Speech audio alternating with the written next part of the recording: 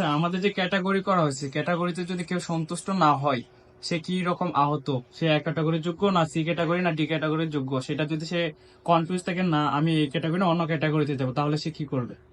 দেখেন, এটা এটা একটা মানে আমাদের সেট 4টা ক্যাটাগরি করা হয়েছে, 4 ক্যাটাগরির মধ্যে, এবং এটা একটা জেলা এবং উপজেলা পর্যায়ের টিম তারা ক্যাটাগরি করে পাঠিয়েছেন। সো একজন ব্যক্তি যদি তার নিজস্ব, ওনাকে যেই ক্যাটাগরিতে করা হয়েছে সেটা যদি উনি মনে করেন যে উনি অন্য ক্যাটাগরিতে অন্তর্ভুক্ত হওয়ার যোগ্য ছিলেন, অথবা ওনার যে আঘাতের ধরন সেটা অনুযায়ী অন্য ক্যাটাগরিতে অন্তর্ভুক্ত হওয়ার কথা ছিল, উনি একটা অ্যাপিল করতে পারেন রিভিউর জন্য। সেক্ষেত্রে ওনার অ্যাপিল যদি উনি জমা দেন, ওনার যেই পর্যায়ে ওনার যেই কমিটি ছিল উপজেলা বা জেলা পর্যায়ে, সেখানে সেই কমিটিতে সেটা জমা দিলে পরে অ্যাপিলে অনুযায়ী তখন আবার মেডিকেল রিভিউ করে ওনাকে যদি রিক্যাটাগরাইজেশন জন্য উপযুক্ত হন, তাহলে ওনার ওনার আপিল অনুযায়ী ওইটা মেডিকেলি ওনাকে কোন ক্যাটাগরিতে পড়েন সেটা রিভিউ করা হবে। তো আশা করি এটা নিয়ে কোনো মানে কারোরই কোনো বিভ্রান্তি বা আতঙ্কের দরকার নেই। যিনি ক্যাটাগরি দেখার পরে মনে করবেন যে উনি ওই ক্যাটাগরির বদলে অন্য ক্যাটাগরিতে অন্তর্ভুক্ত হওয়ার যোগ্য ছিলেন, উনি ওনার কারণ উল্লেখপূর্বক ওনার পর্যায়ের কর্মকর্তা বা কার্যালয়ে জমা দিলে পরে সেখান থেকে ওনাকে আবার রিভিউ করে অন্য ক্যাটাগরিতে অন্তর্ভুক্ত করা হবে। এই ব্যাপারটাতে কোনো রকম বিভ্রান্তির কোনো অবকাশ নেই। আপাতত এটা নিয়ে অনেকের মধ্যে সংকোচ দেখা যাচ্ছে যে আমি ডি ক্যাটাগরিতে আছি, বাট আমার একটা হাত নাই, আমার একটা চোখ হারাই ফেলছি, আমি আমি এক ক্যাটাগরির যোগ্য।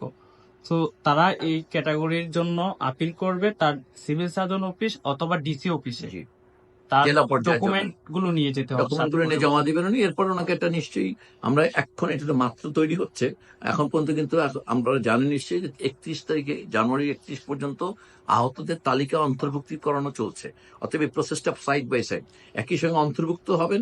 আবার যারা অন্তর্ভুক্ত আছেন তার ক্যাটাগরিতে ওনার আপত্তি থাকলে উনি সেই পর্যায়ে আপত্তি জমা দেবেন, যেটা বললাম মাত্র। আরেকটা জিনিস আপনার কাছে জানতে চাচ্ছিলাম, সেটা হচ্ছে আমাদের স্বাস্থ্য কার্ড দেওয়ার কথা ছিল, সেটা উদ্বোধন করা হয়েছে, বাট এখন পর্যন্ত ওইভাবে মনে হয় অ্যানাউন্স করে দেওয়া হয় নাই। সেটা কবে নাগাদ আমরা পেতে পারি? এটা দুটো জিনিস বলা হচ্ছে বারবার, যে 31শে জুলাই পর্যন্ত অন্তর্ভুক্তি হওয়ার পর সেটা নিশ্চিতকরণ। কারণ এটা আমরা দেখেছেন ইতিমধ্যে যে শহীদের তালিকা গেজেট নোটিফিকেশন মাত্র হয়েছে, এবং তারপরে বলা হয়েছে যে যদি এই আঘাতের কারণে কেউ যদি মৃত্যুবরণ করেন তিনিও শহীদ হিসেবে অন্তর্ভুক্ত হবেন, অর্থাৎ শহীদের তালিকাটা কন্টিনিউয়াস প্রসেস। কিন্তু আহতের ক্ষেত্রে আমরা মনে করি যে এই 31শে জানুয়ারি, এখানে গণবিজ্ঞপ্তিতে বলা হয়েছে 31শে জানুয়ারির মধ্যে যারা অন্তর্ভুক্ত হবেন তারাই শুধুমাত্র আহত হিসেবে কনসিডার হবেন, এবং তাদের এই আহত যেটা বলছেন যে ক্যাটাগরি নিয়ে যে বিভ্রান্তি আছে, এবং তাদের যে কনফার্মেশন, কারণ 2 পক্ষ ছিল, অতএব এই ক্ষেত্রে এই পক্ষ নিশ্চিত হওয়া এবং ওনার ক্যাটাগরি নিশ্চিত হওয়ার পরে তখন সেটাকে আসলে গেজেট আকারে নিশ্চিত করা যাবে।